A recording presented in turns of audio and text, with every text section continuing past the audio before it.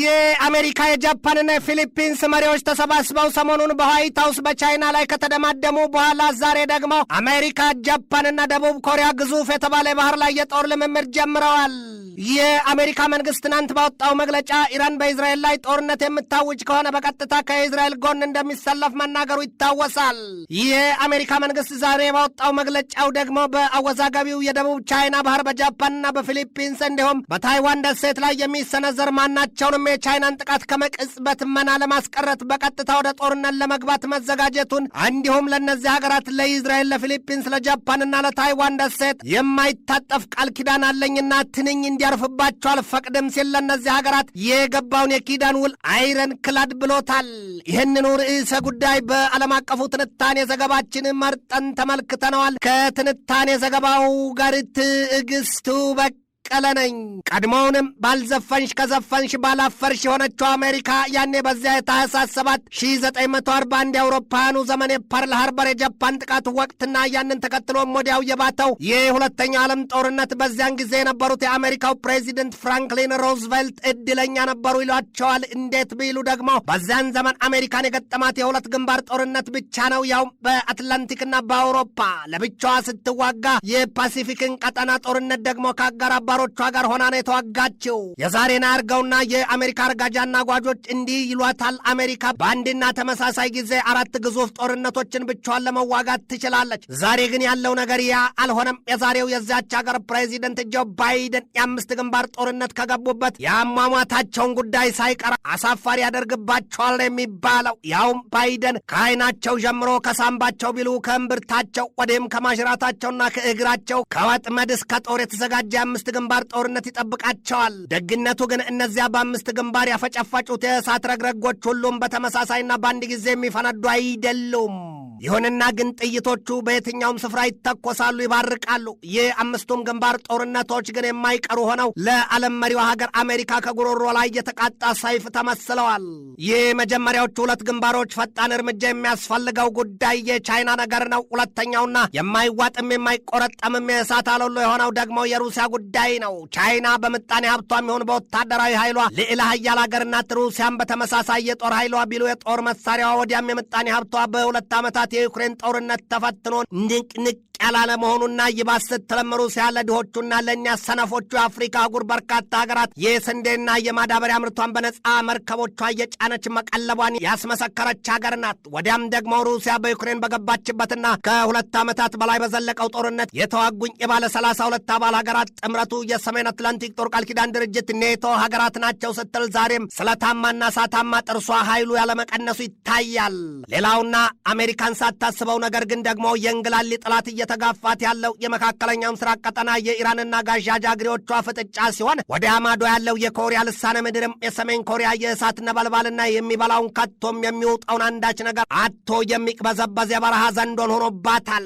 አሜሪካ በዚህ ዘመን የ5 ግንባር ጦርነትን ለመዋጋት ቀርቶ ያንዱን የቻይናን ብቻ እንኳን በወጉ ለመመከቅ ቀበቷ መላላቱ እየታየባት ነው። የ5 ግንባር አጥፊ ጦርነት የሚታሰበውና መላ የጠፋው የዋይት ሃውስ አጋር አባር ቢልና ቢያማትርም እነዚህ አካላት በዩክሬን ጦርነት ብቻ ገንዘባቸውን በዶላር እየመነዘሩ መስጠታቸውና ገሚሶቹም ለራሳችን የክፉ ቀን መጠባበቂያ ሲሉ ያስቀመጧቸውን የጦር መሳሪያዎች አግዘው በመሰልቸታቸው የተነሳ ከህዝባቸው መንግስታቶቻቸው ቁጣ ወርዶባቸዋል። ዳግም ከሀብት ንብረታቸው ባለፈ ገብታችሁ ተዋጉ ቢሏቸው ደግሞ ህዝባቸው አፈሙዛቸውን በገዛ መንግስታቸው ላይ ማዞራቸው የሚቀላቸው ብዙዎቹ ስለመሆናቸው የሚናገሩባቸው ህልቆ መሳፍርት የላቸውም። ይህ ልዕለ ኃያሉ ሀገር አሜሪካ የጦር ዝግጅትና ዕቅድ ዛሬ ሲፈተሽ በነ ሩሲያና ቻይና ቤት ዝናብ ባይመጣ ሁሉ ቤት እንግዳ ባይመጣ ሁሉ ሴትን ሆኖ ይታያል። የአሜሪካ ፖለቲከኞች ፉከራና ዛቻ፣ ማስጠንቀቂያና ማዕቀብ ሁሉም ነገር ያለ መስራቱን ለማንሳት ነው። አሜሪካ ሆድ ሲያውቅ ዶሮ ማታናት ይሏታል። ደርሶ ምንም ላታደርገውና ከየትኛውም ቁጣ ለማትታደገው ፖለቲከኞቿ ሲንቆራጠጡ የታየበት ጊዜ ስፍር ቁጥር የለውም። እንደ አብነት እንኳን የታሊባን ኃይሎች ከ20 ዓመታት በላይ የቆየችበትን የአፍጋኒስታንን ምድር አስለቅቀው ሲያስወጧት ሲያባርሯት ቀድሞ የአሜሪካ ወዳጅ የነበሩትን የአፍጋኒስታኑን ፕሬዚደንት ሐሚድ ካርዛይን ከስደት አልታደገቻቸውም። በስልጣናቸውም እንዲቀጥሉ አላስቻለቻቸውም። ጉዳዩ የአህያ ባል ከጅባ አስጥልን ሆኖ አሜሪካኖቹ በኢራቅና በሊቢያ ገብተው የበጠበጡትን ሰላም መልሶ ማስከንና ማስፈን ሳይችሉ ቀርተው ይብሱን የሁለቱን ሀገራት በር ለአሸባሪዎቹ ለህገወጥ ደላሎችና ለስደተኞች መርመስመሻ ከፍተው መውጣታቸው ዛሬ የሁለቱን ሀገራት የምጣኔ ሀብት ከማዳሸቁም በላይ ቋሚ መንግስት ለመምረጥና ለማቆም ሳይቀር እንዳይቻል አድርጎታል። የአሜሪካ መንግስት ዛሬም በዚህ ሁሉ መስቀልቅሎች ውስጥ እያለና ማጀቱን በተገቢው ሲያውቀው በሌሎች ሀገራት የውስጥ ጉዳይ ጣልቃ ገብቶ መበጥበጡ ይነገራል። ካየው ከገጠመው ከወደቀበት ውድቀቱ ሁሉ መማር መረዳት ብሎ ነገር የለምና ዛሬም ታዲያ አሜሪካ የተለያዩ ሀገራትን የብረት ጋሻችሁ ነይ ስትል ፉከራዋ ገዝፎ ይሰማል። የአሜሪካው ፕሬዚደንት ጆ ባይደን የፊሊፒንስን ፕሬዚደንት ፈርዲናንድ ማርቆስና የጃፓኑን ጠቅላይ ሚኒስትር ፉሚዮ ኪሺዳን ሰብስበው በቤተ መንግስታቸው ቅንጡ አዳራሽ ፊሊፒንስና ጃፓንን ወዲያም ታይዋንን ደሴት የሚነካ ካለ ከእናንተ በፊት እኛ አሜሪካኖች ሞታችሁን እንሞትላችኋለን ያሏቸው። የአሜሪካ ፖለቲከኞች ይህም ቢሉም ታዲያ አይፈረድባቸውም ይሏቸዋል። የዚያች ሀገር ልሂቃን በንስር አይናቸው የዚያን ቀጠና የውሃ ገጽና ከርስ ምንጥር አድርገው አስተውለውታል። እናም የባህሩ ጉዳይ እንኳንስ አሁንና በልጅ ልጆቻቸውም ዘመን ቢዝቁት የማያልቅ ሀብት እንዳለው ተረድተው ለመሪዎቻቸው ገልጠውላቸዋልና የጃፓን የሚሆኑ በተለይም የፊሊፒንስ ባለስልጣናት የደቡብ ቻይና ባህር የውሃ ከርስ ሀብት ለአሜሪካ ከብስሉም ከሰባው ፊሪዳም ሊያቀምሷቸው ቃል ሳይገቡላቸው አልቀረም ነው የሚባለው። እናም አሜሪካኖቹ እንደ በረሃ አሸዋ የበዛ ህዝብ ካላት ቻይና መንጋጋ ፈልቅቀው የደቡብ ቻይናን ባህር ሀብት እንዳይቀራመጡት በጽናት ቆመው በፊሊፒንስ ጀርባ ተከልለው ቻይናን ወግተውና ዘርረው የዚያን ባህር ድርሻ ለፊሊፒንስ ከንፈሯን ብቻ እያወዙ በሽታው ሊያስቀሯት ይኸው አለንልሽ እያሏት ነው። አሜሪካ ለታይዋን ደሴትና ለጃፓንም በተመሳሳይ ከቻይና የሚሆን ከአጋር አባሮቿ ጥቃት እታደጋችኋለሁ ይሄ የአይረን ክላድ ነው ስትል የምላስ ጦሯን እየሰበቀች ቻይናን በማስጠንቀቂያ ናዳ ደብድባታለች። አሜሪካ ትናንትናም በተመሳሳይ በመካከለኛው ምስራቅ አንበሳ ደቦል ሆናለች አለቻት። ኢራን በእስራኤል ላይ አንዳች የጦርነት ትንኮሳ ብትፈጽም ዊ አር አይረን ክላድ ሲሉ ነው የአሜሪካው ፕሬዚደንት ጆ ባይደን ያስጠነቀቁት። የአውኩስንና የኳድን ጥምረቶች አባል ሀገራቱን ቁጥር ለመጨመርና ይዞታውንም ለማስፋት አንጋጣ በቆመችበት ወቅት አሜሪካ ቻይናም አራስ ነብር የመሆኗ ነገር መተማመኛ እንዳሳጣት ይነገራል። ቻይናም ብትሆን የእነዚህ ሀገራት አንዴ በአራትዮሽ ጥምረቱ ኳድ ወይም ኳድሪላተራል ሴኪሪቲ ዲያሎግ ጃፓን፣ አሜሪካ፣ ህንድና አውስትራሊያ ጥምረት ወዲህም ደግሞ የአውኩስ ወይም የሶስትዮሹ ጥምረት የአሜሪካ የአውስትራሊያና የእንግሊዝ መሳ ለመሳ አንድነት ሁሉም ነገር ቢሆን በዚያ ቀጠና ቻይናን ለመዋጋት የተዘጋጁ ሹልና ስለታማ ሾተልና ሰይፎች መሆናቸው ይገለጣል። ቻይናም በበኩሏ ዛሬ ባወጣችው መግለጫዋ በፊሊፒንስና በአሜሪካ መካከል የተደረሰው የጋራ የመከላከያ ስምምነት ውል በደቡብ ቻይና ባህር ላይ ያለኝን የሙሉ ባለቤትነት አቋም ሊቀይረው ከቶም ሊነቀንቀው አይችልም ነው ያለችው። የቻይና መንግስት ለአሜሪካ በሰጠው ማስጠንቀቂያ በደቡብ ቻይና ባህር ጉዳይ አሜሪካን የሚያገባት አንዳች ነገር የለም፣ ከውሃ ሀብታችን ቢሉ ይዞታችን ጋት ከምድራችንም ጥርኛ ፈራ እናስቆነጥርም ነው ያለው። የአሜሪካ መንግስት በበኩሉ በፕሬዚደንቱ ጆ ባይደን አንደበት I want to be clear, the United States defense commitments to Japan and the Philippines ironclad. They are ironclad ነው ያሉት ደግመውና ደጋግመው ባይደን።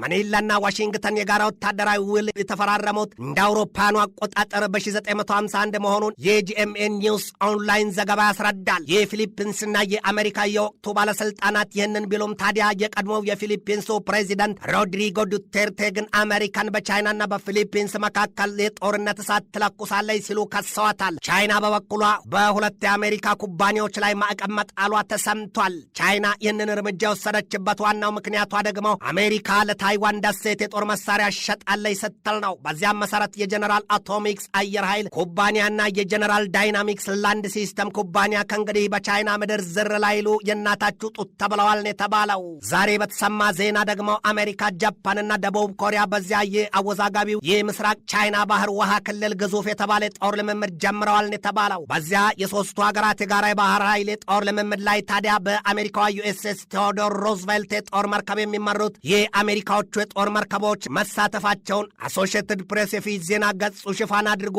ዜናውን አሰራጭቶታል። ከዚያች ዩኤስኤስ ቴዎዶር ሩዝቬልት ጀርባ ላይ እንደ ልቃቂት የታዘሉት የኤፍኤ 18 ሱፐር ሆርኔት የጦር ጀቶች ሽውብስ እያሉ በዚያ የደቡብ ኮሪያ የውሃና የአየር ክልል በተለይም በአወዛጋቢው የምስራቅ ቻይና ባህር የሚሰቀጥ ድምፃቸውና ከታቀፏቸው የጦር መሳሪያዎች የሚያዘንቧቸው ያላቸው የፈንጂ ድምጾች ለህያውያን ፍጥረታት ፈተና መጋረጣቸውን የጃፓን ቱዴይ ዘገባ ያስረዳል። ከዚያም ውጪ የአሜሪካ ስሪቱ የጸረ ባህር ሰርጓጅ መርከብ MH-60R ሲሃውክ ሄሊኮፕተር እንደ ጫጩት ታዳኝ ጭልፊት ከምድር ወደ ባህር እያለ የጦር ልምምዱን ሲያደርግ ቀይ ጃኖ የለበሰ የሰማይ ላይ ውብ ፍጥረት ይመስላል።